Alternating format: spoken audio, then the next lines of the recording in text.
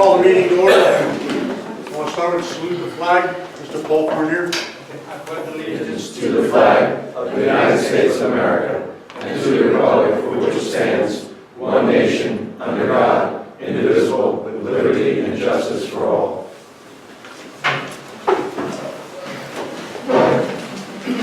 The notice requirements of the New Jersey Public Meetings Law have been satisfied by forwarding a news release to the Asbury Park Press on December 17, 2015, stating that a regular meeting of the ToCN Meeting Committee will be held on January 13, 2015, 7:30 p.m. in Town Hall. The notice requirements have been posted on the township website and copies on file in the offices in the borough. Roll call. Deputy Mayor Fitzgerald. Here. Committeeman McNabb. Here. Committeeman Bartolomeo. Here. Mayor Corrigan. Here. Approval for minutes for the December 9th meeting. Move. Second. Do we do them all at one or do we do them all where each one's separate here? Some people were here, so. Okay. Okay. Roll call. Roll call. Deputy Mayor Fitzgerald. Yes. Committeeman McNabb. Yes. Committeeman Bartolomeo. Yes. No, you can't. You can't. Oh, yes. I wasn't here. Yes. December 16th meeting. Move. Second. Roll call. Deputy Mayor Fitzgerald. Yes. Committeeman McNabb. Yes.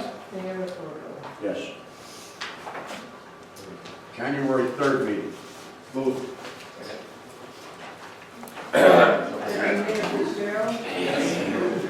Committeeman McNabb. Yes. Committeeman Bartolomeo. Yes. Mayor Corrigan. Yes.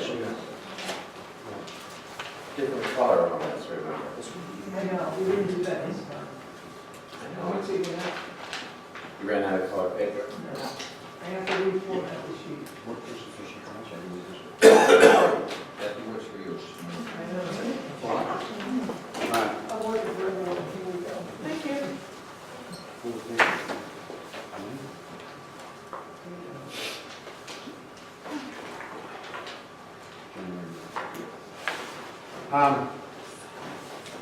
The next is the Law Enforcement Appreciation Day support Pulse Neck police officers. Police Department police officers have come to a continuous barrage of negative criticism from certain elected officials, political pundits, and the media regarding the method and the role of police officers in today's society.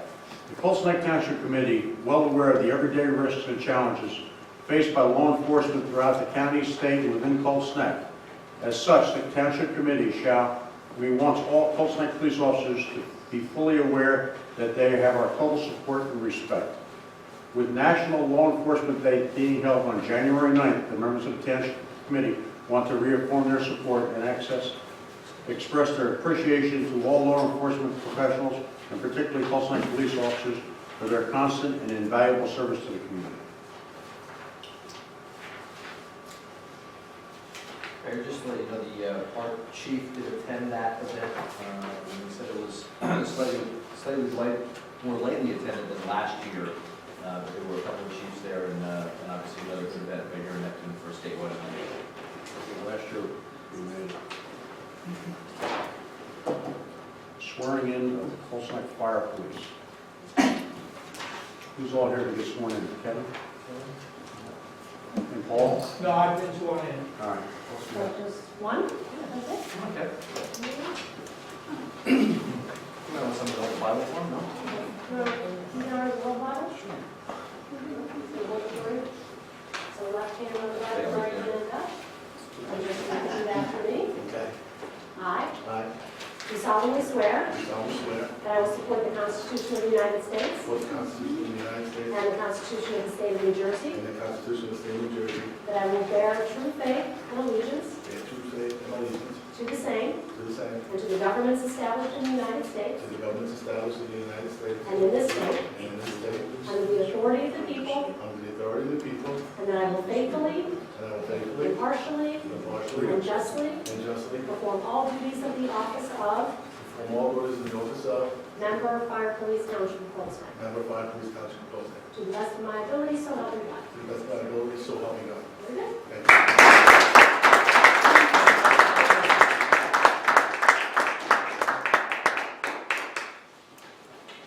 2016-1. An ordinance entitled the 2016 Salary Ordinance for the Township of Cold Snake Collective Bargaining Unit Employees. This is the first reading by title.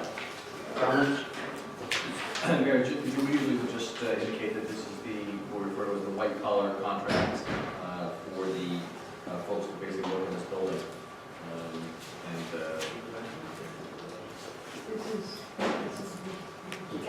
All three. Police, public works. Thank you. Yes. It's everyone's salary, Oh, we had it up to the air cover, okay. right? But it's all three unions and non-union employees.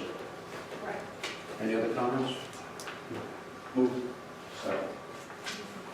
Roll call.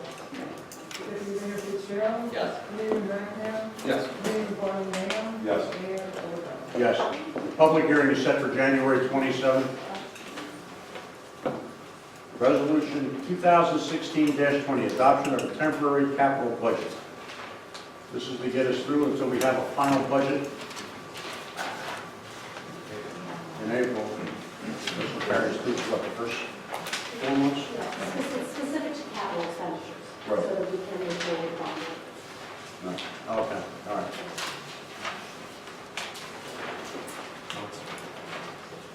Comments? Move, sir. Second. Roll call. Deputy Mayor Fitzgerald. Yes. Mayor Ragnar. Yes. Mayor Barnwell. Yes. Mayor Overall. Yes. Ordinance 2016-2, bond ordinance providing for various 2016 capital improvements by and in the Township of Cold Snake, in the County of Monmouth, State of New Jersey, appropriating $2,740,000.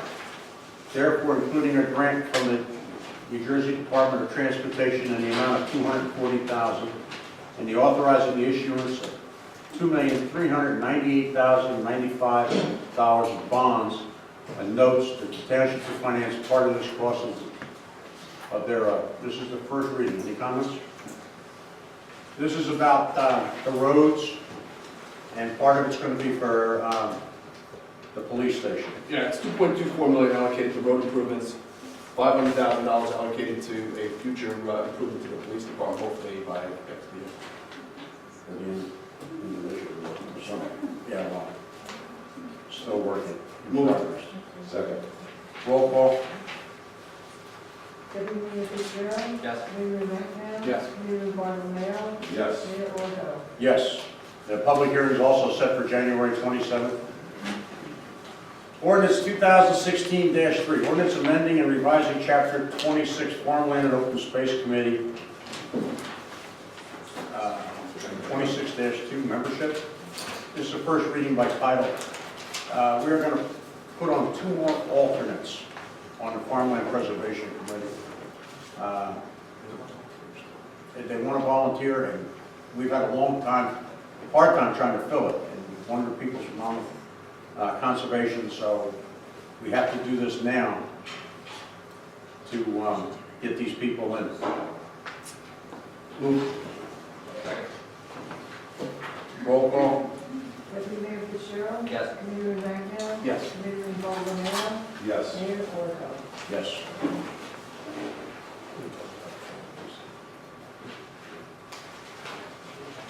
Ordinance 2016-4. Ordinance amending and revising Chapter 28 Fire Department, 28-14 Fire Police. This is the first reading. Thank you, Mayor. I had asked that this be put on, when it was brought to my attention, candidly by someone from the fire police. Our ordinance read that the fire police had to be sworn in annually. Statutorily, actually, it's actually every 5 years. And so this is just a modification so that our ordinance comports with the state statute. So the folks from the fire police need only to be sworn in every 5 years.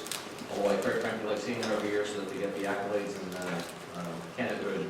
Paul, if you wouldn't mind taking that back to the rest of you guys, I appreciate it. Even though we're only going to see them once every 5 years for swearing in, I understand that we appreciate the job they do every day. And I would do that.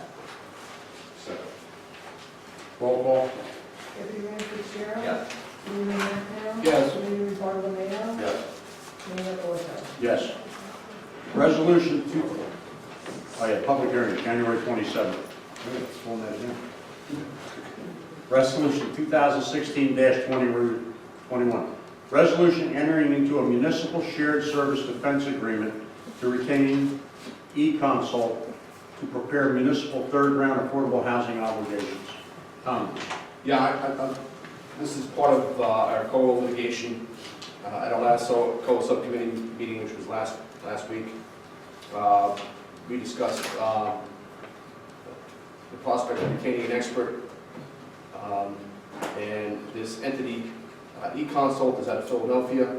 They're a group of economists, pretty bright folks, and they are acting as the expert for many other municipalities throughout the state. They did a preliminary workup for most municipalities, and their recommended affordable housing obligation for Colesneck is 45.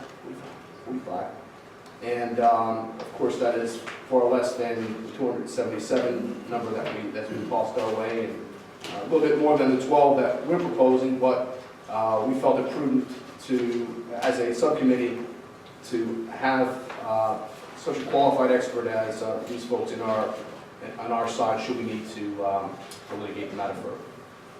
So it's a $2,000 retainer for them. There could potentially be the need for additional expense down the road if, for example, we have to try the case, but that's our obligation at this juncture. So with that, I would move that. And I would second that. Just to echo the work that Committee of the Act House doing on that. Unfortunately, that's turned into a weekly meeting at COLA. We're used to once every 2 or 3 months, but eConsult has about 200 signatories to that agreement, so they seem to be representing most of the towns in the state. And the hope is, as Committee Macnow said, is that we have another voice that can speak of something that's more appropriate to Colesneck than 277. With that, I would second that resolution, and it's especially $2,000. You said that. Roll call? Deputy Mayor Fitzgerald. Yes. Deputy Mayor McNeil. Yes. Mayor Bartolomeo. Yes. Mayor Ordon. Yes. Resolution 2016-22, authorizing application for the Colesneck Alliance for the Prevention of Alcoholism, Drug Abuse, and Funding for the fiscal year 2017. This grant runs from July 1st, 2016 to June 30th, 2017. It's a matching grant that we've been doing every year. It's just to put the application in as of right now. Motion? Move. Roll call? Deputy Mayor Fitzgerald. Yes. Mayor McNeil. Yes. Mayor Bartolomeo. Yes. Mayor Ordon. Yes. Resolution 2016-23, resolution approving a place-to-place transfer of plenary retail consumption license number 1309-33-003-007, Juliet Inc., better known as Studies. Good evening, Mayor, members of the committee. For the record, Sam Moore out here, Elmer Conway, Castle, on behalf of Juliet. President Juliet, typically we all know for decades, Mr. Longbard is here. We're prepared to answer any questions. We've been working with Beth, Karen, and the administration to complete the application, and I'm sure everybody wants to know when they're open. We saw a date, we want to know if it's a real date. The date of the resolution is that we're proposing is the 10th of February. If you have questions as to Ray, as to when he's going to close the existing and when we're going to open the new place, I'm not letting a cat out of the bag. The existing restaurant will probably close the end of the previous week. And, So I tell people if I had a nickel for every time I was asked when Huzzy was opening up, I'd probably retire by now. So, better than buying a lottery ticket tonight, right? yeah, exactly right. Yeah. Good to see you here anyway. Yes, and hopefully everything goes well.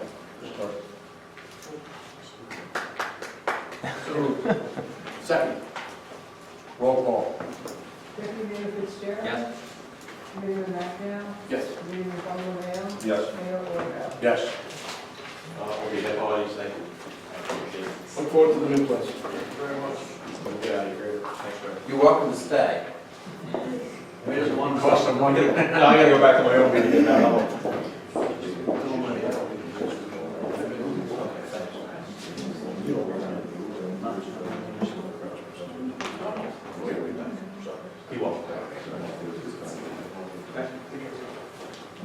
Motion to adopt the consent agenda. Resolution 2016-24. Resolution granting reduction of performance guarantees planning board application for number 704, Block 10, Lot 2, and 201, Cross Road. Resolution 2016-25, resolution authorizing refund of tax overpayments for 2015. Second. Roll call. Deputy Mayor Fitzgerald. Yes. Committeeman Macdown. Yes. Committeeman Barnwell. Yes. Mayor Gordon. Yes. Administration.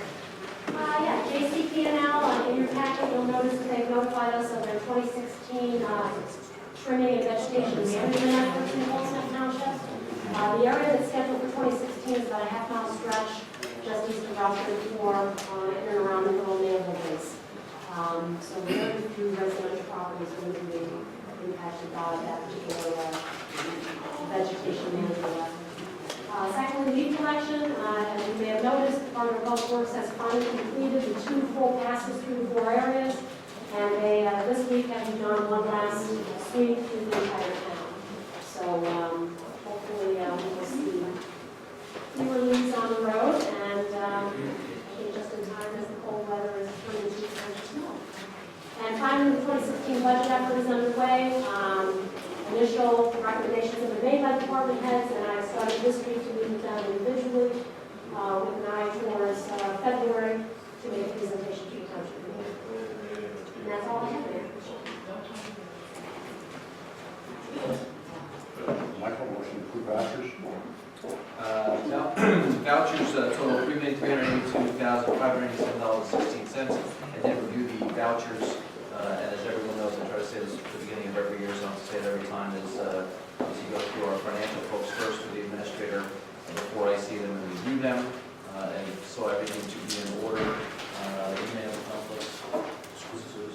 Other than that, I don't see any other ones, and I would ask that they be adopted. Second. Roll call. Deputy Mayor Fitzgerald. Yes. Committeeman Macdown. Yes, except to abstain for schools. Committeeman Barnwell. Yes. Mayor Shelton. Mayor Gordon.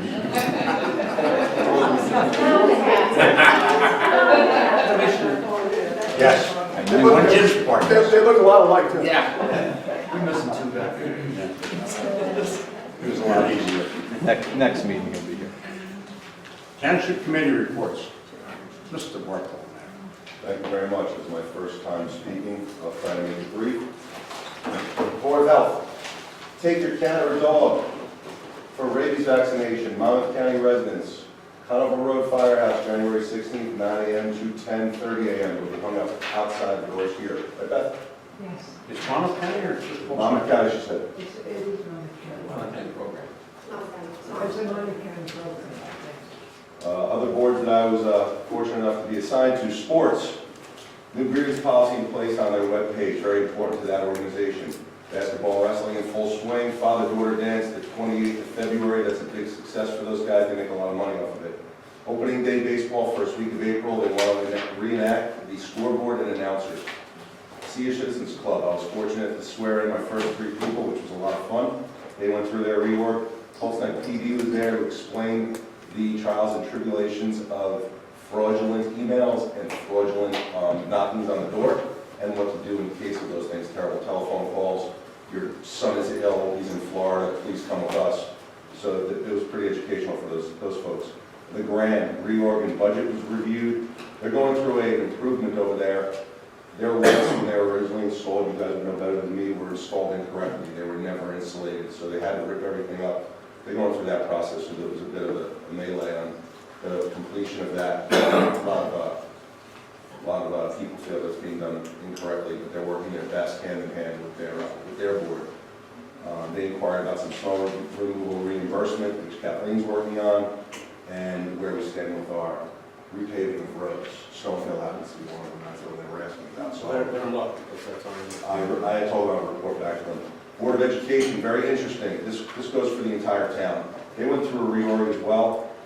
We just got back, they got back their park testing results. I don't know if anybody in the audience has heard the term park before. I'm going to go over it real quick because it's pretty important. The Partnership for Assessment of Readiness for College and Careers, PARC, P-A-R-C-C, is a consortium of states and the District of Columbia that are working to create and deploy a standard set of K-12 assessments in mathematics and English. It's all over the news. There's a lot of towns that are up in arms about it. However, our 3 schools collectively outperformed the New Jersey standard average and the 12 states, including the District of Columbia, collectively. We blew the chart away. I happen to have the sheets that they have on their website if anyone wants to review it before you guys leave today. I'll leave it up there. It's a very impressive chart, something to be very proud of, because I think for quite some time we were being held to some higher standards, and they are meeting those standards with the new superintendent.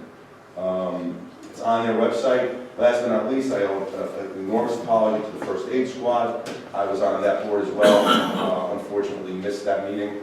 So I'll see those folks next month, and I'll be here to report what they have to say. That's all I have. Thank you. You're very welcome. Also, The Wildlife Committee is reemerging. We have a meeting, of course, open to the public on January 25th, 2016, 7 p.m. here at Town Hall. For those that have attended in the past, you know what we do, and if you have not, we are looking at ways, continually looking at ways to try to address wildlife issues in town, not least of which is our red-tailed deer population. Very important, if you know folks that are interested in being part of the discussion, please encourage them to come. I went through this a couple of years ago until I was blue in the face as mayor. one person. Yeah, we got one person, yeah. So, but it's both, regardless of your view on the particular subject, it's very important that you come out and express your opinions. So I'd like to convey that to everybody, that if you don't say something, we don't know what you're thinking. So, Is the committee member, the committee completely constituted or is it all filled? It is, yeah. But it's open to the public, It's so. open to the public, but everybody's back except for one person, Mr. Clark. Whoever. You're up. Couple things. We had planning board together, the mayor and I, yesterday. 2 applications. One which is topical because it does kind of frustrate a lot of us. And Judy, that was at the meeting last night, and reminded me today that over at the where Perkins is, we call orchards. They've been putting up signs saying 15-minute parking. If you've been over there to see that, which are unenforceable. So, you know, Eat fast.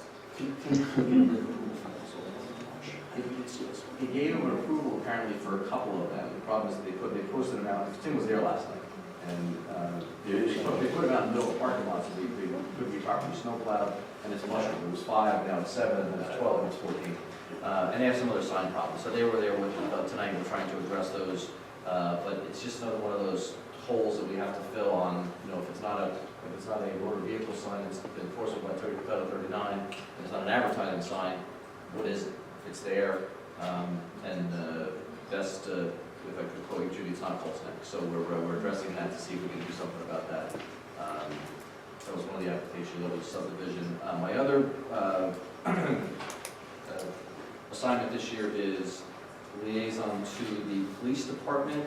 And one of the questions that came up last meeting, the meeting before, was about the Humvees that are here. And I asked the chief to provide me with some intel on that. And so, if the mayor wouldn't mind me burdening the record, there's actually, we're actually going to end up with 4 Humvees. These are obtained free of charge. And I did have a conversation with the chief about the needs that are available through that other program, including truck tractors and tankers that can be available through that program. We are trying to identify a truck tanker through that program that is something that we could try to get for our department, because there's clearly a need and obviously the price is right. The 4 Humvees are going to be utilized in a couple different ways. There's one that's actually a utility pickup, which would be used for some of the assignments on the side of the road. But interestingly, I learned this, I did not know that, but we had as everyone knows, we had that fatal incident where a tree fell on the woman that was coming down Route 34, obviously a horrifically tragic incident. 2 nights later, another tree fell, and they actually used one of the Humvees to pull it off the road to be able to clear Route 34 so it was passable, which is not something I knew about until I saw this memo. And the other thing that's of interest is two of the utility vehicles are now being repainted.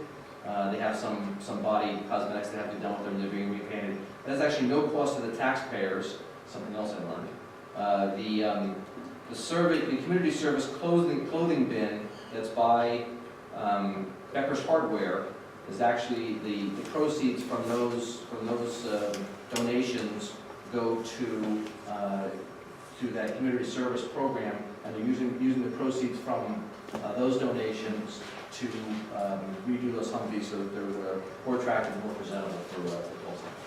So I apologize for being a little bit close, but that's an update on the Humvees, so we now all know. And we can share with our neighbors when the question comes up. And that's it. Thank you. We had farmland the other night, which I did not make in, like Mike said, we had planning board. So I haven't had any real meetings to go to as of yet. So, with that being said, comments from the public. Mr. Sauter. Yes. Jeff Sauter, 41 Ann Street, Colts Neck. First, real quick to Committeeman JP, I guess that's how we would address you. Welcome aboard.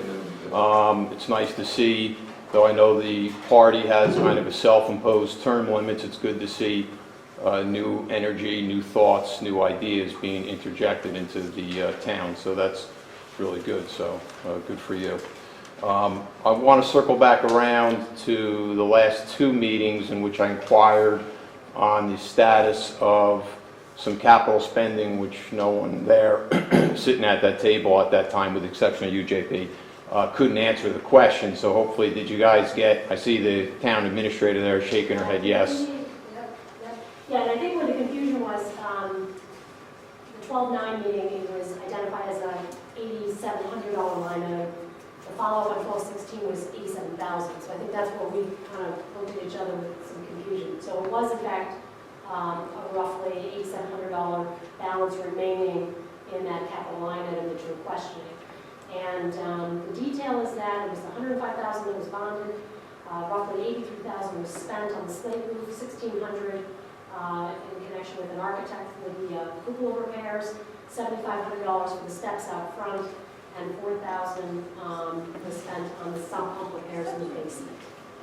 So that's where that balance of $8,700 is remaining from that original $105,000. So that's available to be reallocated or repurposed. For Buildings. Yeah. Exactly, as what's allowed by the ordinance. Correct. Unless we do a new ordinance. Correct. You did mention the steps, because I remember there was an issue with the steps that I think you guys brought up, and Committeeman Fitzgerald was going to reach out to the contractor to have him do some point work or something on those steps. And I don't know if those steps are even really done right, because I did walk up them during a pouring rain, and I don't know if there's any pitch, and if there's a pitch, it's probably pitching inwards, because there was a lot of water on those steps. And if in the winter months like this, if you were to get that, that's a major accident waiting to happen out there. So if you're still in discussions, Committeeman Fitzgerald or anyone with that town, with the vendor, and you haven't paid the final bill, it might be good to hold back and have him look at that, and other issues that you guys brought up. And then the last point I wanted to bring up as it relates to the vacant seat that's up there with Jared Engel resigning. I know, so that's half of my story, I guess, is coming true from the last meeting. It's just unfortunate, even though to me it doesn't smell right, that doesn't mean it's illegal.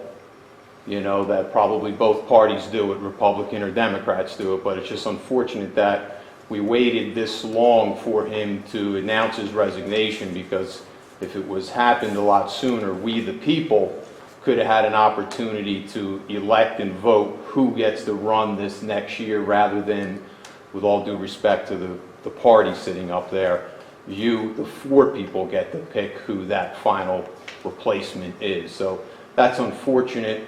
You know, like I said, that goes both ways. It's not just the Republican Party, it's the Democratic Party, and probably if the independents were in there as well, they'd probably be doing the same thing.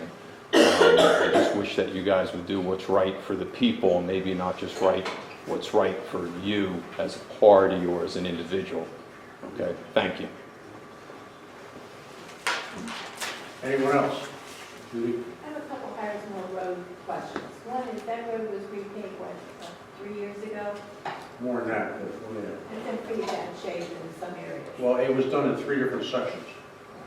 And the other thing is, where the Smiths and the Sodans live on either side of Harrisonville Road down or Cedar Drive, there's a tree that's sort of angling at a 45-degree angle. Is there any way of getting that tree removed? It's just an accident waiting to happen. Yes, it's on our list right now. As soon as we get done with these, we're going to look at it. You know, you had somebody die from a tree, and that one just looks like it was waiting to drop on somebody, you know? Thank you. Yes. Debbie, I just want to clarify, the $7,500 for the steps, is that the steps right out here or for the courthouse? I believe it's the ones right here. Okay, I was don't told know these about that. steps I are think it was the 30. steps. Was the courthouse? We did the steps for the courthouse after these steps. I think these were more expensive. I think these were like 17,000. Yeah. These steps are 33,000. Yeah, these were more expensive steps. I think the courthouse steps are the ones that I Okay. referred to, and I'm not being saying.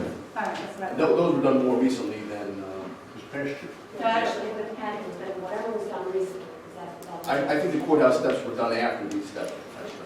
Yeah. Yes. On reference to the affordable housing, Name and address first. Alan Ryan, 24 Ann Street. Should know that. I should know to do that. That's right, Mayor, you're right. Absolutely, hands down. You had mentioned the number 45 and 12. Is that 12 more houses that, 12 more affordable housing units that will be available to the public, or to the people that are eligible, or what is that? Those would be the numbers that the state would be requiring us to make available, correct? In addition to the 277 that's already No, there? No, there's a dispute. The methodology for calculation of the affordable housing units is arguably somewhat amorphous. And depending on how you interpret the guidelines, that's how you come up with the calculation. Now, Cold Stack tends to be unique in some characteristics. We have a lot of vacant land. Obviously, we don't have municipal water or sewer. And we have some other, we have a lot of bodies of water that come through the town. It limits the ability to build. So there are arguments to be made that our requirement should be lower than the way some other folks calculate it. 277 is one number that's been thrown out by Fair Share. Fair Share, but Kinsey's number, yeah. And then 12 was our number, the number that our professionals calculated.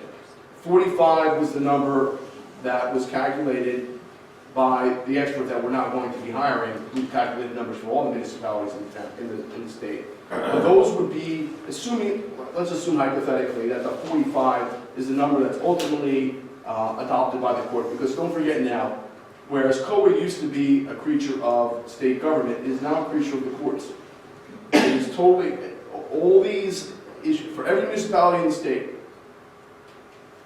there's going to be a judicial determination, whether it's agreed upon by the parties or not, of each municipality's affordable housing requirement. And so there's going to be a dispute over the number. And right now, there's some legal issues, legal wrangling going on in the courts that just don't warrant the time. If anybody really wants to get into the legal issues, I'd be more than happy to talk about it offline, but really not necessary. The bottom line is, ultimately, there has to be a determination of what our affordable housing obligation is, how many units have to be built in the town. Right. And 277 for us is a tremendous number because it increases potentially our population by, I think it's closer to 30%. Somewhere between 20 and 30% over the course of 10 years. It's a pretty substantial number for a town like us. So our incentive is to try to keep that number as low as we can, so as not to burden the resources of the town, whether it be fire, first aid, police, schools, whatever the case may be. We're trying to minimize the burden to our resources. And that's what we're in this doing right now. All right, thank you. Sure. Anyone else, public? With that, I'm going to close the public comments. Resolution 2016-26, executive session. Move. We're not going to come back out again.